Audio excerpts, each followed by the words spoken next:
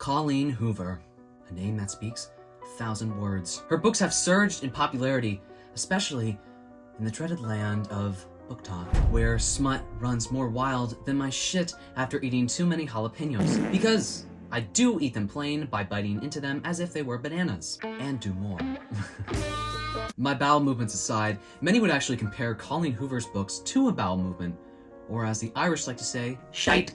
When I posted my video about BookTok, many people told me that they would like to see me of all people, wow, I feel so special, react to Colleen Hoover's books. So that's what I'm going to be doing today. Before we get into it, can we just say a prayer for me? I feel like I really need it. Here. I'm just gonna kneel right by my bed here. Our Father who art in heaven, hallowed be thy name. Thy kingdom come, thy will be done, on earth as it is in heaven. Give us this day our daily bread. Forgive us our trespasses, as we forgive those who trespass against us. Whoa! My child, you are going to need a lot more than the Lord's Prayer where you're going. What? What do you mean? The 10 Commandments have been updated. Thou shalt not read thy name of Colleen Hoover is now considered a mortal sin. Wait, well then it's not really the 10 Commandments now, is it? There's 11? Okay, smartass. What I'm trying to say is that you're going to hell. You know what? I thought you were all forgiving. This isn't fair. This is BS. Murder someone? Sure, read Colleen Hoover? Nah, man.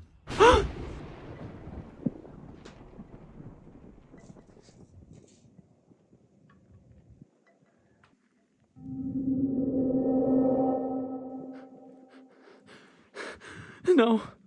No.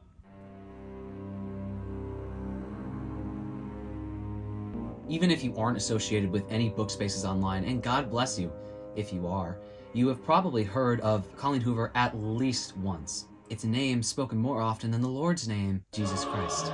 Church congregations around the world, Jewish, Muslim, Christian, all of them speak and worship thy name of Colleen Hoover. I have not seen another author have this sort of power and hold over people online since J.K. Rowling. I almost said, she who must not be named's name.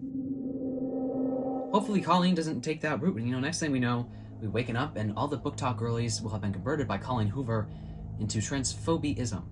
Colleen's first book, Slammed, was published all the way back in 2012. Her most popular book, It Ends With Us, was published in the world's hottest year, and my personal favorite, second to 2001, 2016. It goes without saying that her books have had a recent resurgence, mostly due to social media and BookTok especially.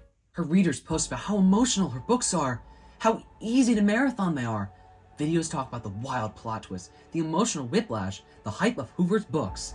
Those in the know record people they see out in public. What? Reading the last few pages or some big plot twist. Readers take satisfaction in going through the same turmoil and keep coming back for more. With a platform that values how a book makes them feel versus how well written it actually is, and an author who posts herself #uncensored and #real on her social media, it's easy to see why people like her books. Romance and YA are two of the most popular book genres on BookTok, and women dominate the subculture, so of course Colleen Hoover blew up on there. This is also evident in the sales of her books, which have now sold well over 20 million copies. They sold more than the Bible in 2022. See now why I made the joke about religion? She is literally more popular than God right now. On God. Colleen has an absolute cult following that will go to war with someone if they dare criticize her books. At the same time, there is another subset of people who will hate on Colleen and the people who like her to absolutely no end because they have no other personality trait except for hating on Colleen Hoover books. They wake up and the first thing that runs through their mind is, Jesus fucking Christ, do I hate Colleen Hoover?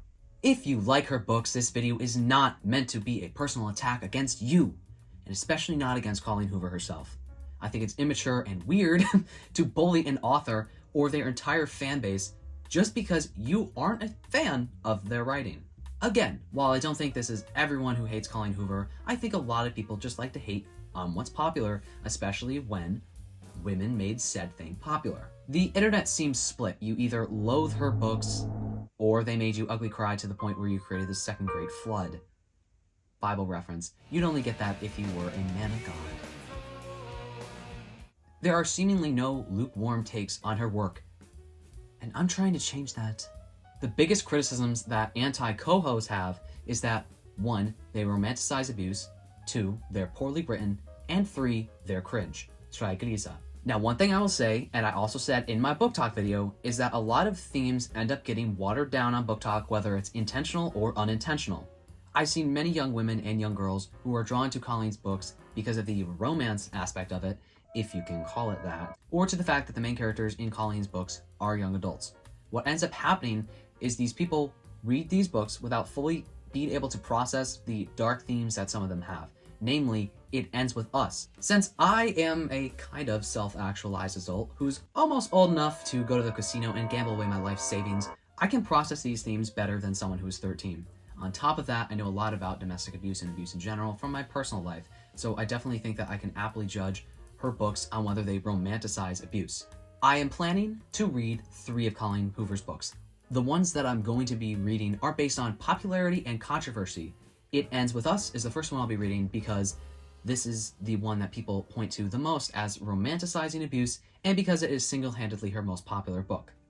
Verity I'll be reading because it has a lot of different vibes from her other works, and it's also popular. And finally, the last book I'll be reading is Ugly Love, because it's the one with the baby balls line. Balls? Need I say more?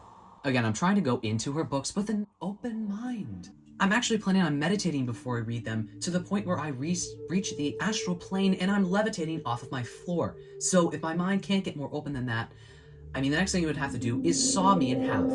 I'm sure I'll end up finding a lot of problems with her books, but I'm hopeful that I'm going to find a lot of positives about them as well. If you disagree with my opinion, or if you think I missed something, please kindly let me know down below what you thought of her books if you read them. If you didn't read them, I'm still intrigued to hear your thoughts, but don't be a jackass about it. I hope that I personally can say something new on this topic because I feel like everything has been run into the ground over and over. Oh my god, her books are cringy, they're lame, they romanticize everything, but they're also so good, they made me cry, whatever. Okay, I'm done. I'm trying to meet myself in the middle here, okay? I'm meeting everybody in the middle. The most popular thing to do is be a centrist in today's world. I have to get my hands on these hot, steaming books. So I'll be leaving now. Good thing I have tough, calloused hands. Fellas, anyone need a good hand? Okay, I'll leave. I'll go get the books, okay? But I'm available! Okay, alright. See ya. Yep. Okay.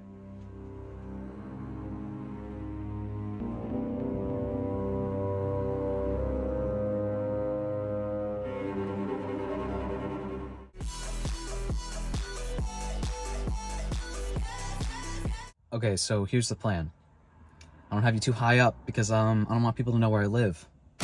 Duh. Okay, so the plan is I'm gonna go to my public library first. That's where I'm parked outside of right now, okay? I also have books to donate.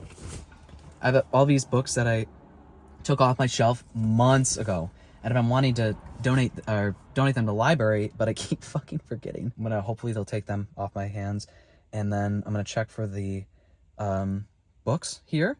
And then I'm gonna check a used bookstore that I didn't even know existed where I live until like a couple weeks ago, and we're gonna check that out. We collide, staring at the stars fall. You're fading and I can do nothing. Stay home, the light is gone. Alright, so I did pretty well. They took my books. Okay, awesome. Some douchebags trying to parallel park and show off to everyone. Okay, great. You could park a car. Wish I passed my first time on my driver's exam. Anyway, so I did find 2 Colleen Hoover books. Not the ones I was expecting, though. I got It Ends With Us, which is the one that I primarily wanted. This is her most popular book. Thank God. Bless up, baby. Her other book that I really wanted to read, which is Verity. I did find this. I didn't find Ugly Love, though. But I did find Verity, which I'm very happy. I'm very happy about this. Now I'm going to go to the used bookstore. Hopefully I can find a third one of her books there. I don't know if I'm going to be able to do so. I don't even know if they're open. So I'm planning on starting with It Ends With Us. I know they always say save the best for last, but guys, I just can't contain myself. I need to read this one immediately. I'm gonna start with this one. My annotation system is take a fucking sticky note and tab something when I think it's fucking insane. Okay? I did say I'm going into this video. I'm trying to get rid of my preconceived notions, guys. I'm trying to get rid of my preconceived notion about this book. From what I've heard, I'm trying to go into it with an open mind. Let's do it.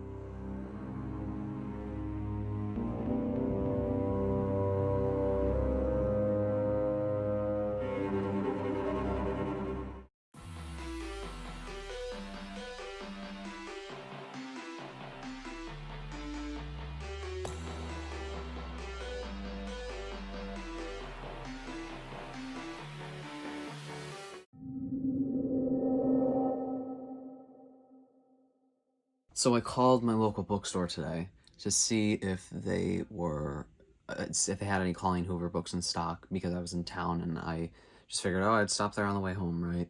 And they didn't. Actually, the guy told me that usually they get Colleen Hoover books in and someone will come in and literally buy each one of her books when they come in. I didn't know I lived in the general vicinity of people who are such Colleen Hoover mega fans. I'm a little scared now. I feel like I might have to move. That's a little scary to me. Anyway, it's like I told the guy, I'm like, damn, they really must like Colleen Hoover. He did laugh. But, you know, I still want to go to that bookstore at some point, but I digress. I ended up having to buy Ugly Love off Amazon.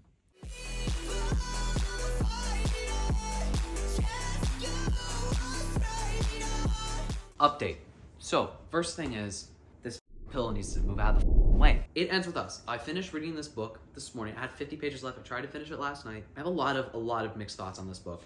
And I'm gonna say, first of all, I did not hate this book like a lot of people did, but I also did not love it like a lot of people did. And I am gonna spoil this entire book. I'm gonna spoil all the books, okay? So keep that in mind if you wanted to read these for some reason. I don't fucking know. Lily meets Ryle, which is her partner during this book and the guy who ends up abusing her, right? First of all, this girl's name is Lily Bloom, which I think a lot of people find to be really funny. I find it to be funny, but the novel is very self-aware. It's like a Rick and Morty episode. She's like, yeah, my name's Lily Bloom. I'm embarrassed. It's embarrassing because I also like to garden. And I honestly think that's pretty funny. And I think the people who are picking on it are just nitpicking. Another thing I thought was really funny about this book is there's a sex scene where her and Ryle are, you know, doing the do and thrusting and pumping. And Ryle uses a stethoscope to test Lily's heart rate as she is getting closer to climax, which is the funniest thing ever. I'm sorry. People are into some weird shit, and that is by far not the weirdest thing. I've watched a lot of fucking pornography, and this is by far not the worst thing I've ever seen people do to get off. It was weird, sure. Funny, yeah. The fact that I don't know, does he also use that stethoscope on his regular patients? That I'm a little concerned about. So anyway, they meet on this rooftop, and I'm just gonna tell you, I kind of hate how Colleen presented this as if it was this love story that started off normal and then it turned into abuse. Because the thing is, Ryle had so many fucking red flags from the very beginning. And by the way, I'm not blaming Lily for not picking up on this. A lot of people don't realize someone is abusive until they actually abuse them, and even at that point they don't realize it, right? I'm just saying, as a reader and as the author who literally wrote this book, you should know that Ryle did in fact have red flags. The dude, the first thing we're introduced to when we meet this guy is him taking his anger out on chairs. If you ever see a cis-het man, a white man at that, take his anger out on an inanimate object, run the other way. That man needs help.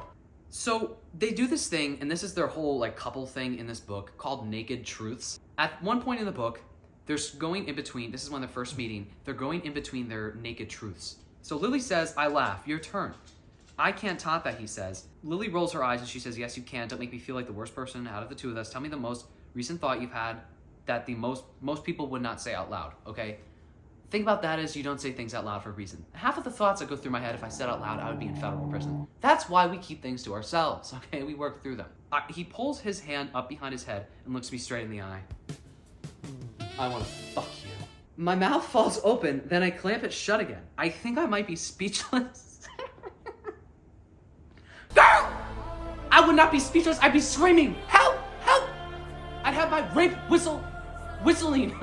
I want to f you. If a man ever came up to me and said, I want to f you, and we just met, I'm gonna go to prison because I'm acting in self-defense. From this point onwards, he is horny for her, and he's aggressively horny. Again, this is a red flag of mine. I understand some people could be turned on by stuff like that. To me, that's scary. At one point, he comes to her apartment. So he says, these next couple of months are the most important months in my career. I have to be focused. I'm closing in on the end of my residency, and then I'll have to sit for exams. He's pacing the living room, talking frantically with his hands, gesticulating and jerking off. But for the past week, I haven't been able to get you out of my head. I don't know why. At work, at home, all I can think about how crazy it feels when I'm near you, and I need you to make it stop, Lily. He stops pacing and faces me. Please make it stop just once. That's all it'll take, I swear. This man is so down bad. I've been down bad in the pits of hell before. Never once have I showed up to someone's house and said to them, oh my God, I can't live my normal life, I'm so horny. Please, f me right here, right now. That's crazy. Lily actually, as a form of, I would assume, and I'm not gonna make fun of this part of the book because I completely understand it.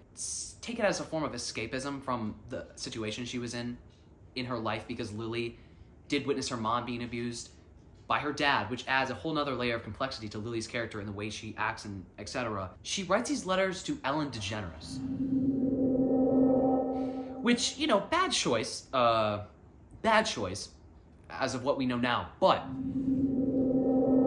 it's cute, right? It's funny. It's just, she's 15, okay? It's a form of escapism for her because she, I don't know, can't get certain things off her chest. She lives in a bad situation. I'm not gonna harp on her for it. These letters sort of act as a past retelling of Lily's life as to how she got up to where she is and her past relationship with this boy, Atlas, which is very relevant to the story. So one thing that I read in this letter, in a serious, #serious moment right now, there was one paragraph in the letters that she wrote to Ellen that actually kind of made me tear up because I related to it like a lot.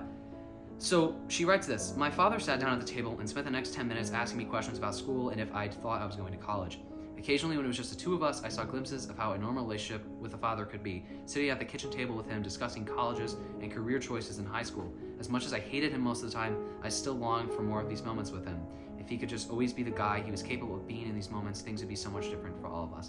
And that made me really sad, because I personally related to that a lot. There's a lot of this book that I think if you are someone who has seen or personally experienced abuse, you will relate to. So eventually, and I'm not going to go into graphic detail about what happens to Lily, but there are 3 separate occasions, each varying in severity, where Ryle does abuse Lily. Now, I had the giggles last night when I was reading this, and this is, what's happening is not funny. I want to make that clear, but what happened at this moment is Ryle pushed her down, and then she fought back and pushed him into a pile of glass that had been on the floor from like this container that was in the oven, falling on the ground. So she pushes him back, and he falls, and his right hand falls into the glass, which Ryle, I keep calling him Ryan. What a weird name, right? Is it Kyle or is it Ryan? Pick a name, okay? He falls back into the glass, and his right hand goes in the glass. And this guy's a neurosurgeon, okay? She says, my tears, my heart, my laughter, my soul, shattered like broken glass raining down around me. Okay, poet, Colleen Hoover. I wrap my arms around my head, over my head, and try to wish away the last 10 seconds. God damn it, Lily, I hear him say. It's not funny. This hand is my fucking career.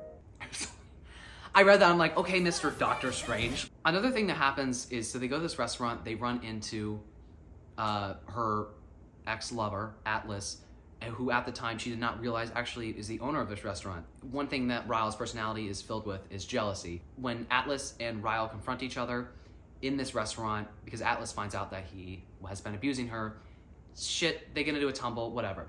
So Ryle goes outside and he realizes that he doesn't have his car.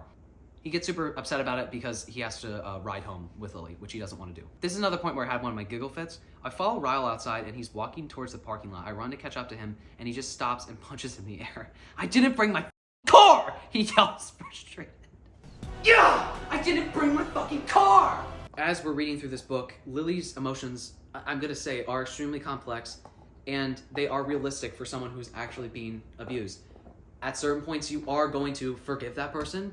That person is going to probably gaslight you into thinking that you're the problem. One thing this book needs is a trigger warning, and I wrote in my Goodreads review that it reminds me of the game Doki Doki Literature Club, which if you've never played that game, it is about suicide. It's a really, really dark game because it presents itself as this happy, lovey-dovey game, sort of like how this book does, which I don't always think is a bad thing. The shock value of what happens in that game is kind of what makes it so horrifying. The same thing with this book.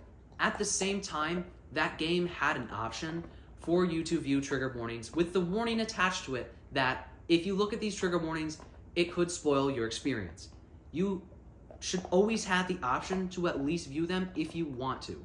Because going into that game in this book, if you are affected by abuse or suicide, you do not want to read this, probably. You need to know, oh, this is about this. I need to be in the best headspace I can be. If someone sees this book and they don't realize what it's about, and they see the pretty cover and they read the synopsis, they are going to think that this is about a normal romance, and it's not. It's not a romance at all. It is a story about abuse, which I don't think is a bad thing, and I think a lot of this actually resonates. It resonated with me, and it will probably resonate with a lot of people who have been abused. But it can't be marketed as something that it's not.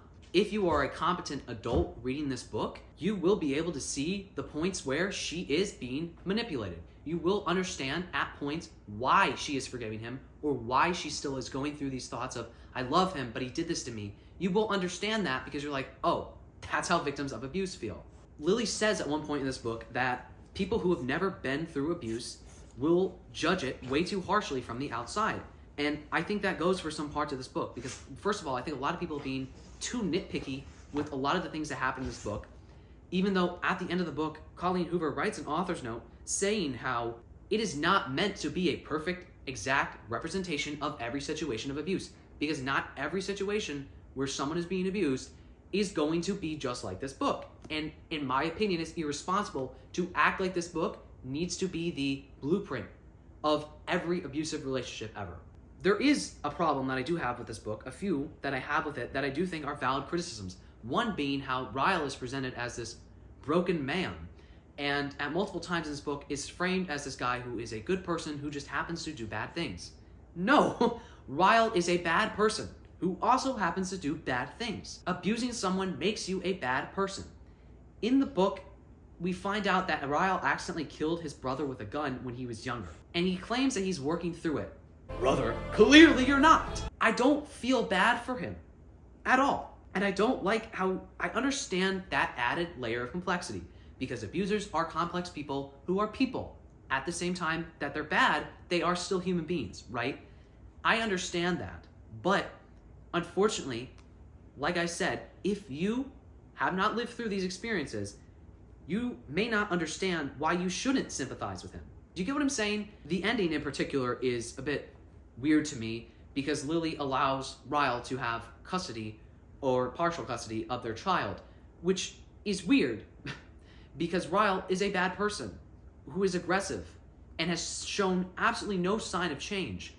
And to allow him back into your life like that, just like that, is kind of weird to me. And I get that Lily did divorce him and that she technically cut him out of her life. But to me, writing in him having partial custody of the child is not writing him out of your life. I don't think that the way this book is written and the way that people end up viewing it can be 100% blamed on the author. I think that's a bit absurd. But I think parts of the way this book is marketed definitely could have been changed to where I guess that didn't happen. The last thing I want to say about this book is it's disturbing to me to see people online act like this is just a book to make you cry or make you feel something. This book is a story about abuse that you should take seriously, that you should read in the mindset of, I want to understand how victims of abuse feel, or maybe you want to connect to someone who have gone through something like you have. You should not read something that has a dark storyline like this and just be like, oh my god, it made me cry. Oh, I'm so emotional. I mean, this book destroyed me. To me, that's belittling the entire theme of this book. I don't think this book is the worst thing to happen in the publishing industry by any means. I don't think Colleen Hoover is the worst person on planet Earth. But it definitely does have a few tidbits that I think are kind of controversial and probably could have been fixed, actually. Let's move on to Verity. Sorry that the lighting is probably horrendous. That's because it's been cloudy for days, and it's going to be cloudy for more days to come, which doesn't help my severe depression. So I finished reading Verity last night.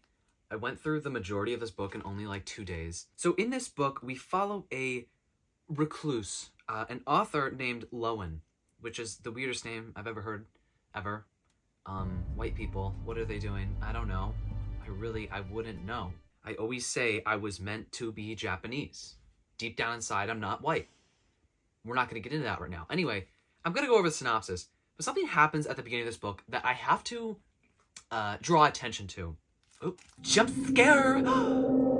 It's just like you're reading it and then you turn around and you're like, oh my god, I'm sorry. What happens is the main character, Lowen, is on her way to a meeting. She's like a writer and she's going to her publishers for a meeting about a new deal or something that they have. And on the way there, someone gets hit by... She lives in New York City, right? So this guy gets hit by a car as he's crossing the street. Now, what happens to this man isn't just he gets hit by the car and like the car runs over him or something. What happens is this man gets run over and the tire runs over this man's head. It is described, as Colleen says in the book, she describes it as his head popped. So this guy's brain and head just exploded on the fucking pavement. And she goes on to say how everyone just walked past it. Hey, I don't care if you live in New York City. If you live in New York City and you saw a man's head explode on the pavement, you're really just gonna walk past after your little walking man shows up on the fucking thing on the side of the road? You're just like, oh, it's my time. Time to walk across the road. You're just gonna walk past that? Like, I know New Yorkers have a stereotype that they don't give a that they just, going on with their day and they don't really care about anything, but you wouldn't care if a guy's brain exploded in front of you? So she ends up being recruited by the husband of this popular author named Verity Crawford. Get it? Verity. And what happens is she has to finish writing a book series that Verity was writing, that Verity is unable to complete because she's been paralyzed in a severe car accident after the death of 2 of her children. So this woman's been through a lot, and so has her husband, Jeremy.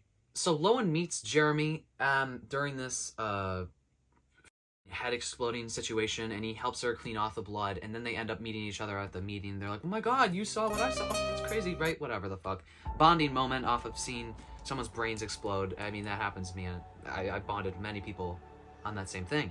So Lowen ends up going to Verity's house with Jeremy to retrieve Verity's notes on the series so that she can finish them. She ends up staying there way longer than she expected to. What she ends up finding is an autobiography that Verity was in the middle of writing, and it's unfinished. Upon reading this autobiography, she finds out that Verity is not so great of a person. Really, the autobiography is really disturbing, and she's also developing like an inappropriate relationship with Jeremy at the same time, even though he's still married to Verity, even though she's paralyzed, right? Lowen is also questioning whether Verity is actually paralyzed or if she's faking her injuries. Again, something I think we've all done at least once in our lives. So she's unsure whether she wants to tell Jeremy. She ends up telling him at the end of the book. So let's get into some specifics now. First of all, I will say about this book, I did find it really easy to read. I actually liked the pace of this book. I liked the plot. I thought it was dark. I thought it was gross, right? And it is, I would consider it a horror novel. I'll get into that in a second. But at the same time, being a thriller, I was on the edge of my seat, right? I wanted to know what happened, so I just kept reading. And there was a plot twist at the end I'm going to get into, which I also wasn't expecting. All the characters in this book were also awful, which I personally enjoy when I'm reading like a horror or a thriller book. During this autobiography that Lowen finds that this author wrote, this author goes into extreme detail about how she didn't want children because she was jealous that her husband Jeremy loved her children more than her, which is what you should do as a parent. And she hated that, so she ended up hating the children. She tried to abort her kids multiple times. What ended up happening is one of the kids literally became scarred in the womb. Like it's a very graphic book, a lot of the stuff. I marked this one point in this book because I thought it was really funny. She gives birth to these 2 children. This is the author, right? Verity. There's 2 authors, sorry. She gives birth to these children. She's writing this into her autobiography. And she wants to see the baby. So she says, bring me the scarred one. I said, Jeremy made a face indicating he was disappointed in my choice of words. I guess that was a weird way to put it, but we hadn't named them yet. The scar was her only identifier. Bring me the scarred one. I just think that's so funny. Who would ever say that in real life? Well, there's one point with a very explicit child abuse scene, and, you know, I'm not going to get too into it. I don't know if YouTube will be mad at me, but she tries to make the baby throw up so it'll choke and die, and it's it's not funny, but it was just so, like, out there. Like, the autobiography, everything that this woman wrote was so, like, disgustingly disturbing and stuff, which I saw a lot of people complaining in the reviews that you shouldn't use child abuse for shock factor or whatever. I was like, have you seen a horror movie? Like, ever? And I'm not saying it's good or bad. I'm just saying, like, this book is by far not the worst thing I've ever seen. That when we find out the plot twist at the end, it makes a lot of sense why the autobiography was so graphically disturbing. I don't know. It's up to you to decide whether you think child abuse should be used as a shock value or not. The other thing about this book that I actually hated more than I would have loved more horror aspects to it, more thriller aspects. This book had so much sex in it. Straight up, it was like a fucking erotica. There were so many sex scenes. In Verity's autobiography, she writes about these extremely explicit sex scenes with her and her husband Jeremy, and it's all of the time. Like, this bitch, it has something going on up in her brain, clearly, because she goes from talking about how she tried to kill her newborn infant, and then talking about how she did a lot of very explicit things to Jeremy in their bedroom. And it's crazy. The girl, Lowen, who's reading this autobiography, is getting off on the sex scenes. I bookmarked this one part because I thought it was crazy. Lowen says, I can't have him in my real life, but I can learn what he's like in bed to aid in all of my fantasies I'm probably going to have about him. Hey, bitch, what? I'm like, you're reading about how this woman tried to kill her children multiple times, and you're reading this and you're like, but damn, does Jeremy give good head? Right? So the autobiography gets worse and worse. At the same time, Lowen is discovering that Verity is probably faking her condition. So what ends up happening is, at the end of the autobiography, we find out that Verity says in her autobiography that she took a canoe out to kill her one daughter. This is after her first daughter had an allergic reaction to peanuts and died. And she blamed that death on her second daughter, who's the twin to that daughter, right? So she takes this girl and her son out into a canoe, tips a canoe over, saves her son, and then lets the other girl drown. It's just like, this I had to tab, because Lowen is psychotic. She says he deserves to be with someone who will put her love for his children before anything else. I pull the pillow off my face and I place it under my hips, lifting them so that everything he just left inside me doesn't seep out. Hey! What? I don't want to think about jizz seeping out of someone's vaginal opening. That's disgusting. I was like, what? Okay, so the first thing that happens is Lowen gives the autobiography to Jeremy. Jeremy gets irate, and he suffocates Verity in her sleep after finding out that she faked her injuries and that she killed his daughter. She dies. That's ruled out as an accident. First of all, how was she faking her injuries for like a year? Because this girl was acting paralyzed for like a year straight. I'm assuming she had like she was in with the nurse or something, that the aide that was taking care of her at her home, so she could like act normal. I'm not that dedicated to fake a disability. I'm not doing that. Right. That's crazy. People who are faking Down syndrome online, take some fucking notes. So they kill her. They get away with it. Months later, Lowen finds a letter under the floorboard in Verity's like hospital room in her house. Verity, in this letter, writes how she wanted to enter this dark mindset when she was writing her antagonist in her series of books. So she wrote this autobiography writing about these horrific things that allegedly didn't even happen. She did not do any of the terrible stuff that she said that she did in the letter. But did the sex happen? See, that's what I need to know. Lowen reads this and she's like, what? She didn't do it, so we killed this woman for nothing? Lowen is thinking about this and she's like, did Verity manipulate the truth in the autobiography to make it seem like she's a terrible person? Or did she write this letter to get away with what she wrote in the autobiography, which was the truth? Right, so which truth is Verity manipulating? Another thing is, I guess this book is like a copy of Rebecca by Daphne du Maurier. Plot is like extremely similar, but it's like a watered down version. It's not as good as the Rebecca book. So I just figured I'd state that. I don't know how true that is. I'd have to read the other book. Anyway, I don't think this is the worst book I ever read. It was disturbing, but I couldn't put it down. And I thought the plot twist was good, whatever. I don't read many thrillers or horror books ever, so I thought it was okay. But, yeah, that's my opinion. I finished reading Ugly Love last night. Only took me 2 days to get through this book. I will say, the one thing I really like about Colleen Hoover's books is that they're so quick to get through. Now, take that as a compliment or an insult. It doesn't take much thought to get through them. It Ends With Us is probably her best book so far from what I've read, and from what I've heard about her other books, it's probably the best of all of them. Was it good? No.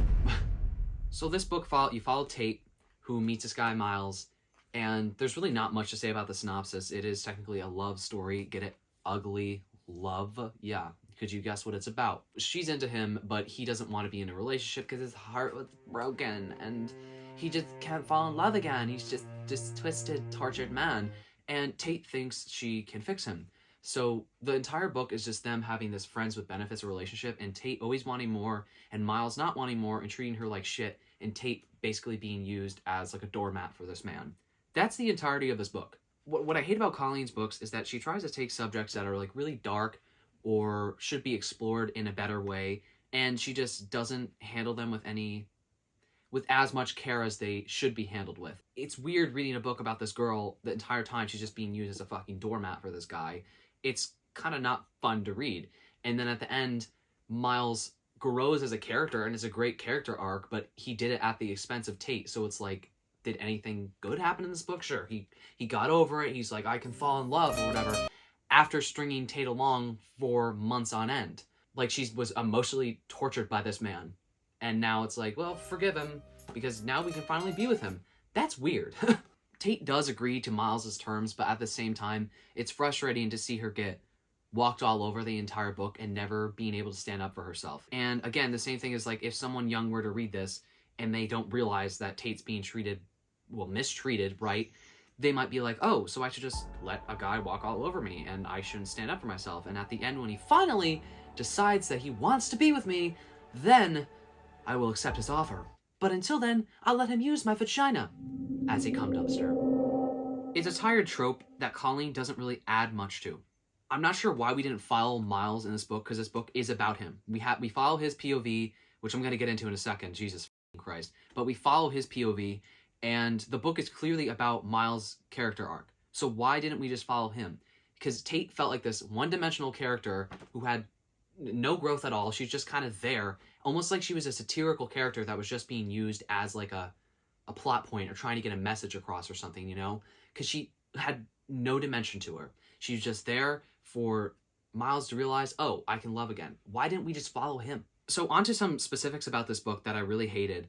First of all, Miles's POV was atrocious. He does this thing where, well, he meets this girl that he likes, which I'm also going to get into that relationship in a second. But he meets this girl that he likes at school. Her name is Rachel. When he meets Rachel, as you can see, the book switches over to being aligned, center aligned. It says, Rachel, Rachel, Rachel.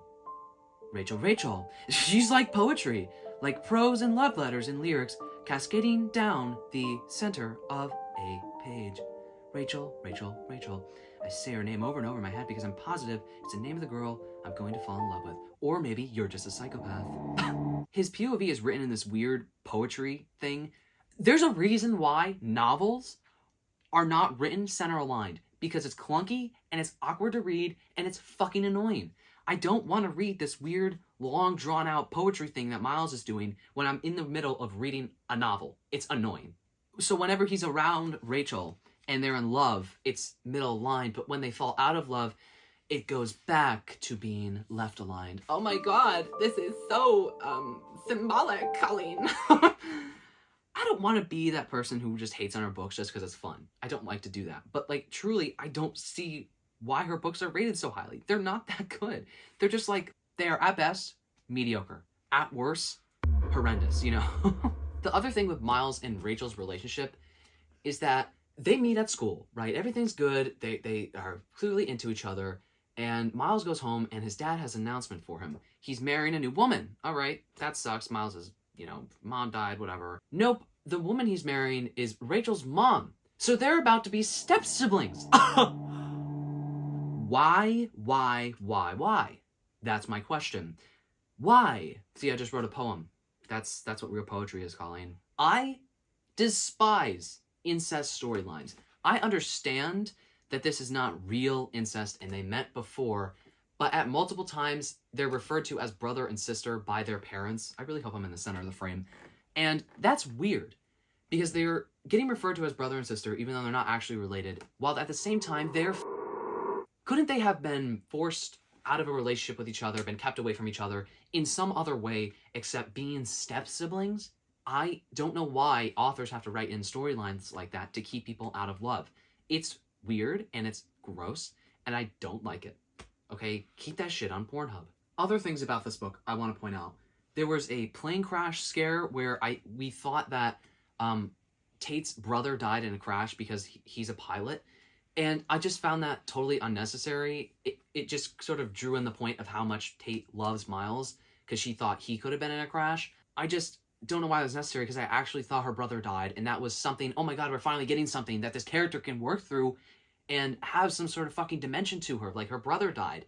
But no, it was just a couple pages of that for no reason. I'm like, that was so unnecessary. It served no purpose in the plot. I actually thought the guy died and I was like, I hate when characters don't actually die in books. I hate that. I hate it. I want people to die.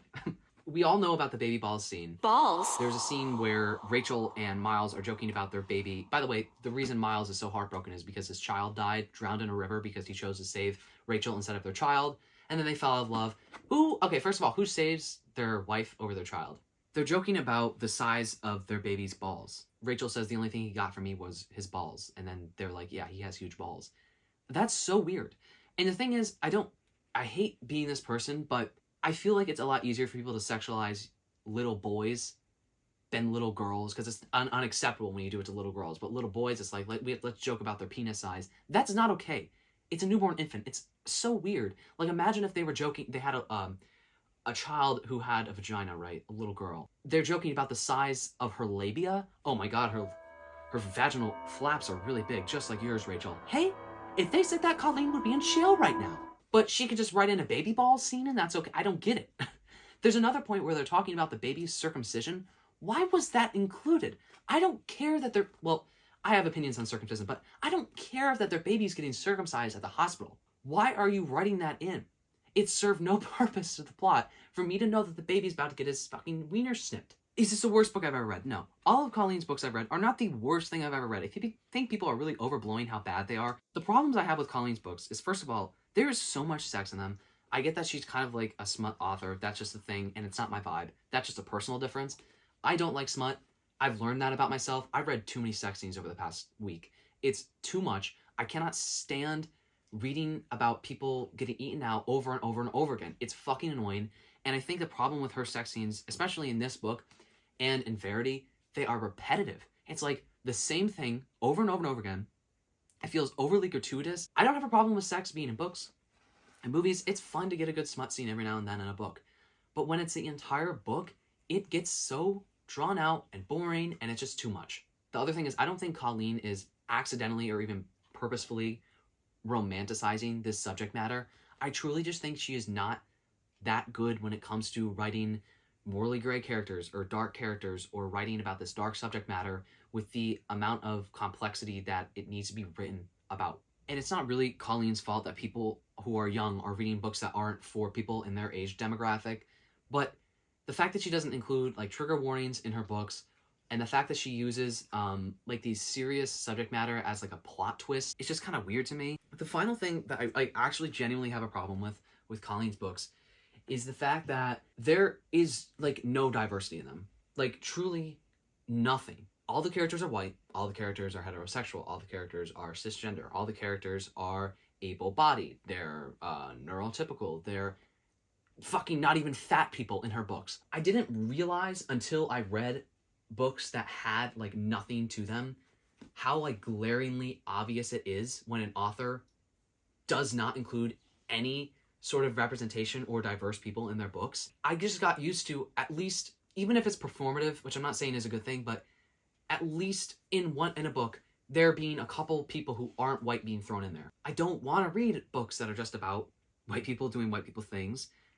I don't know, it's weird. It's so obvious in her books that like there's no sort of inclusion, and that really bothers me. I'm not saying Colleen needs to write a storyline about racism or something like that.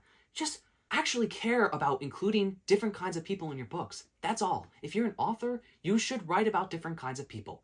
And it's weird when authors don't. Anyway, those are my thoughts on this book and Colleen's books in general. And I'm not going to be reading any more of her books and subjecting myself to them to try to find one that I actually like, because I just don't think it's going to happen. Truthfully, I don't understand why her books are so highly rated. They're not really that special, and that sounds so harsh, but I just don't find anything, except for It Ends With Us, anything really of value. That's Colleen. That's Colleen. Colleen Hoover is the ever-controversial author with a cult following, and a cult who ends up following her home every night, who is ready to burn her at the stake at every moment. But are her books worth the hype or the hate? I don't know, because I'm filming this before reading them. I know I resemble him, but I'm not God, and cannot look into the future. Alright, that's it for me, and that's it for this video. Let me know what you think about Colleen Hoover's books down below. What did you think about my thoughts on the books? Did you think this video was funny? If you didn't, don't tell me. If you like this video, give it a thumbs up. If you like me, you can subscribe. I post comedy and commentary videos every Sunday at 12 p.m. Eastern. So if that sounds like a thing, make sure to subscribe and turn the notification bell so you know when I post a video. Ding ding! You're the winner. Anyway, I really hope you all enjoyed this video. While I do hope you enjoyed this video, what I hope more is that you will be in the next video, watching me intently. Yes, I hope I see you in the next one, because I better. Alright, bye. I don't ever slow up, no I don't take shit. I got no love for the fakeness. If you wanna play tough and wanna hate this, I'll always show up and make a statement.